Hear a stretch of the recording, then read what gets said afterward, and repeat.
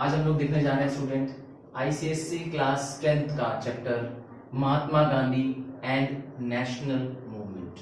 कह सकते हैं कि अगर देश की नेशनल मूवमेंट की स्टडी करनी हो और गांधी जी का जिक्र ना हो तो मुझे लगता है संभव नहीं है। तो आइए देखते हैं कुछ गांधी जी के बारे में। आपको पता ही है कि हम लोग 2 अक्टूबर को गांधी जयंती सेलिब्रेट करते हैं, है ना। 2 अक्टूबर 1969 को पोरबंदर काठियावाड़ डिस्ट्रिक्ट में, है ना, जो कि गुजरात में है, वहां पे गांधी जी का बॉर्न हुआ था। तो गांधी जी शुरुआत से ही बहुत ही शाय नेचर के बच्चे थे, बट जब उन्होंने पहली बार लॉ की डिग्री हासिल कर ली तो इंडिया में उनके लॉ प्रैक्टिसेस अच्छी नहीं चल रही थी। नतीजा, गांधी जी को एक चांस मिला साउथ अफ्रीका में जाने का, वहां पे एक इंडियन का केस लड़ने के लिए। गांधी जी वहां गए और 1915 में जनवरी में वो भारत वापस आ गए उस केस को जीतकर। तो अपने वहां के अनुभव से गांधी जी ने भारत में भी वैसा ही आंदोलन खड़ा किया, है ना, क्योंकि वहां पर भी उन्होंने अंग्रेजों से मुकाबला किया था, यहां पर भी वही था समस्या। आइए देखते हैं गांधी जी के बारे में। तो Mahatma Gandhi dominated the Indian national movement from 1919 to 1948। आपको पता ही होगा 30 जनवरी 1948 में गांधी जी वॉज असैसिनेटेड। नाथूराम गोडसे नाम के व्यक्ति ने गांधी जी को शूट कर दिया था जब वो मॉर्निंग प्रेयर असेंबली से लौट रहे थे। तो इसलिए इस पीरियड को क्या बोला गया है, इतने पीरियड का नाम दिया गया गांधीयन एरा, 1919 से लेकर 1948 तक को। He formed the national Indian Congress at South Africa. तो जब वो साउथ अफ्रीका गए थे वहां उन्होंने एक संस्था बनाई थी, है ना, और वहां पर उनको कई बार जेल भी जाना पड़ा था। और 1915 में जब इंडिया लौटे तो उन्होंने वहां के अपने एक्सपीरियंसेस से, वहां के जो सत्याग्रह और नॉन कॉपरेशन मूवमेंट के अपने एक्सपीरियंसेस को उन्होंने यहाँ पे इंडिया में इम्प्लीमेंट किया। 1915 से लेकर 1919 तक, मतलब 1918 तक वो सिर्फ देश भर में घूमते रहे ये देखने के लिए कि भारत की सोशियो इकोनॉमिक कंडीशंस क्या है। इस दौरान उन्होंने कुछ मूवमेंट्स में पार्टिसिपेट भी किया। उनमें से सबसे इंपॉर्टेंट मूवमेंट आता है चंपारण। चंपारण एक छोटी सी डिस्ट्रिक्ट है बिहार में। चंपारण डिस्ट्रिक्ट में क्या किया गांधी जी ने, चंपारण में जो फार्मर्स थे वो नील की खेती करते थे। नील जानते हैं क्या होता है, कपड़ों में डाला जाता है नील, हाँ, जो सफेद कपड़ों को और ब्राइट कर देता है। तो वहां पे इंडिगो फार्मर्स जो थे, जो नील की खेती करते थे, उनको मजबूर किया जाता था कि वो सर्टन आउटपुट, है ना, अंग्रेजों के लिए उगाए कंपल्सरी, नहीं तो उनसे क्या लिया जाएगा, लगान लिया जाएगा, और लगान के रूप में उनको क्या चाहिए, वो इंडिगो की खेती चाहिए।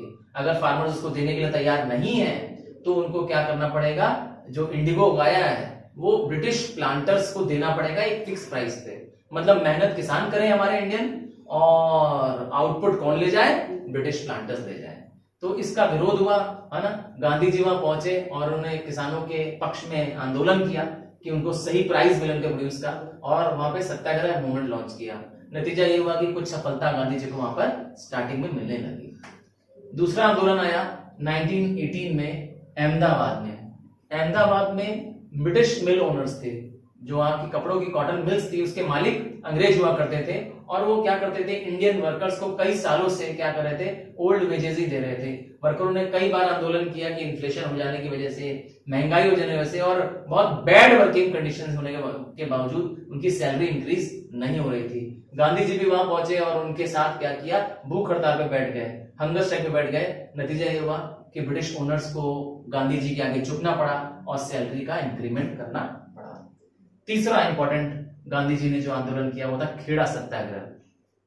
ये तीन जो हम आंदोलन देख रहे हैं वो मुख्य राजनीति में आने से पहले, मेन पॉलिटिक्स में आने से पहले, 1919 में जब वो मेन इंडियन नेशनल कांग्रेस को ज्वाइन कर जाएंगे उसके आने के पहले के ये तीनों सत्याग्रह हैं। खेड़ा नाम का भी एक शहर है ना, गुजरात राजस्थान में एक शहर है खेड़ा, राजस्थान में एक शहर है खेड़ा, है ना। खेड़ा में उन्होंने क्या किया, 1918 में फार्मर्स के पक्ष में एक और सत्याग्रह किया। वहां पे फसलें जो थी बर्बाद हो गई थी क्योंकि रेन्स नहीं हो रही थी, ड्रॉट पड़ गया था, और फार्मर्स को मजबूर किया जा रहा था कि वो हाई लैंड रेवेन्यू या टैक्स दें, लगान दें। गांधी जी भी उनके सपोर्ट में आ गए और वहीं पर ही उन्हें सरदार पटेल जी का भी साथ मिला। यहीं से सरदार पटेल जी गांधी जी के साथ हो लिए। और दोनों ने मिलकर क्या किया, इस आंदोलन को, इस सत्याग्रह को बहुत ही सक्सेसफुली लीड किया और आखिर में अंग्रेज सरकार को झुकना पड़ा और किसानों का लगान माफ करना पड़ा। तो गांधी जी ने अपने इस मूवमेंट से, इन सत्याग्रह, इन नॉन कॉपरेशन मूवमेंट से सीख लिया कैसे अंग्रेजों के साथ क्या करेंगे, मुकाबला करेंगे, कैसे उनके साथ फाइट करेंगे। फिर आता है मेन, अब मूवमेंट जब शुरू हो जाता है 1920 में एक बहुत बड़ा, एक पहला mass movement organize by the Congress होने वाला है। इससे पहले कांग्रेस ने आज तक कोई नेशन लेवल पर, राष्ट्रीय स्तर पर कोई मास मूवमेंट लॉन्च नहीं किया था। वो मूवमेंट का नाम था नॉन कोऑपरेशन मूवमेंट। 1920 में गांधी जी ने लॉन्च किया था, है ना। तब गांधी जी ने देखा, इसके पीछे 3 रीजन दिए गांधी जी ने। सबसे पहला रीजन दिया खिलाफत का मूवमेंट, जिसको खिलाफत रॉन्ग्स के नाम से कह रहे हैं। दूसरा था रॉलेट एक्ट पास कर दिया अंग्रेजों ने, और तीसरा था massive killing at the Jallianwala Bagh. आइए अब तीनों कॉजेस के बारे में एक एक करके फिर से देखते हैं। 1919 में एक काला कानून, कौन सा कानून, यस, काला कानून, है ना। 1919 में रॉलेट एक्ट नाम का कानून पास हुआ। क्या था इस कानून में, क्यों उसका विरोध हो रहा था, इंडियंस क्यों उसका विरोध करते थे? Because this law give unlimited powers to the administration. Police के पास, गवर्नमेंट के पास बेहिसाब पावर आ जाएगा और इंडियन को दमन कर सकेंगे, इंडियंस पे अत्याचार कर पाएंगे। क्या क्या कर पाएंगे इस कानून के बाद? इस कानून के बाद arrest of the person without any warrant, किसी भी व्यक्ति को बिना किसी वारंट के जेल ले जाया जा सकता है, ठीक है, जबकि आजकल लीगली पॉसिबल नहीं है। और क्या होगा? In camera trial. In camera trial का मतलब होता है सेक्युलेशन में ले जाना, अर्थात किसी अकेली जगह पे, किसी सुनसान जगह पे ले जाना, जहां पर खूब उनको क्या करना, धोना, पीटना, मारना, जो चाहे उनके साथ अत्याचार करना। किसके साथ? इंडियंस के साथ। तो इन कैमरा ट्रायल उनको परमिशन मिल गई। अब वो किसी भी इंडियन के साथ ऐसा कर सकते हैं। एक तरह से हमारे फंडामेंटल राइट्स को क्या कर दिया, यहां भी छीन लिया गया। तीसरा क्या किया गया? रिस्ट्रिक्शंस ऑफ मूवमेंट एंड क्या कर दिया? इंडियंस का मूवमेंट अगर एक प्लेस से दूसरे प्लेस जा रहे हैं, इस कानून के तहत रोका जा सकता है। मतलब Indians can be prevented from moving from one state to another और वन प्रोविंस टू अनदर। चौथा और सबसे important, suspension of habeas corpus right. अब ये कैसा राइट्स होता है? हेबियस कॉर्पस शब्द का मतलब होता है टू हैव द बॉडी। इसका मतलब होता है कि जिंदा हो चाहे मुर्दा हो, उस व्यक्ति को सरकार के आगे, कोर्ट के आगे पेश करना। तो ये भी राइट क्या कर दिया? खत्म कर दिया। इसका मतलब कि पुलिस वालों के पास इतना पावर आ गया, ब्रिटिश के पास इतना पावर आ गया कि वो किसी को भी क्या कर सकते हैं, मार सकते हैं, खत्म कर सकते हैं, उसके शरीर को भी जला फूंक सकते हैं और कोई उनसे पूछने वाला नहीं होगा। पर आजकल आपको मालूम होगा ये राइट्स हमको मिला हुआ है। ये फंडामेंटल राइट भी है हमारा, क्या कि हमें हेबियस कॉर्पस मिले, डेथ और जीवित, है ना, जिंदा है मुर्दा जो हमारा रिलेटिव है ना, अगर वो मिसिंग है तो वो रिस्पॉन्सिबिलिटी गवर्नमेंट की है कि उसे ला के प्रोड्यूस करके दे। तो ये राइट भी क्या कर दिया गया? सस्पेंड कर दिया गया। तो इसीलिए इस कानून को बहुत ही बुरा, बहुत ही काला कानून माना गया, है ना। अब कभी भी अंग्रेज हमारे पर कोई भी तरह का अत्याचार कर पाएंगे। नेक्स्ट है जलियांवाला बाग ट्रेजेडी, है ना। आपको मालूम ही है, एक बड़ा मनहूस दिन है हमारे देश में, 13 अप्रैल 1919, है ना, 13 अप्रैल 1919। आइए क्या हुआ इससे पहले? 10 अप्रैल को 1919 को डॉक्टर सैफुद्दीन और डॉक्टर सत्यपाल, है ना, ये 2 कांग्रेस के वर्कर्स थे, इनको अरेस्ट कर लिया गया। और अमृतसर में जहां ये कांग्रेस वर्कर्स अरेस्ट हुए थे, वहां पर एक गोल्डन टेम्पल है, आपको मालूम ही है ना, स्वर्ण मंदिर से हम लोग कहते हैं। उसी से सटा हुआ एक कॉम्प्लेक्स है, एक छोटा सा बगीचा है, नाम है जलियांवाला बाग। उस बाग का एक बहुत ही छोटा सा, पतला सा, नैरो सा एंट्रेंस है, एक सिंगल ही रास्ता है अंदर जाने का, बाकी चारों तरफ से बाउंड्री वॉल खींची हुई है, ऊंची ऊंची दीवारें हैं। क्या हुआ?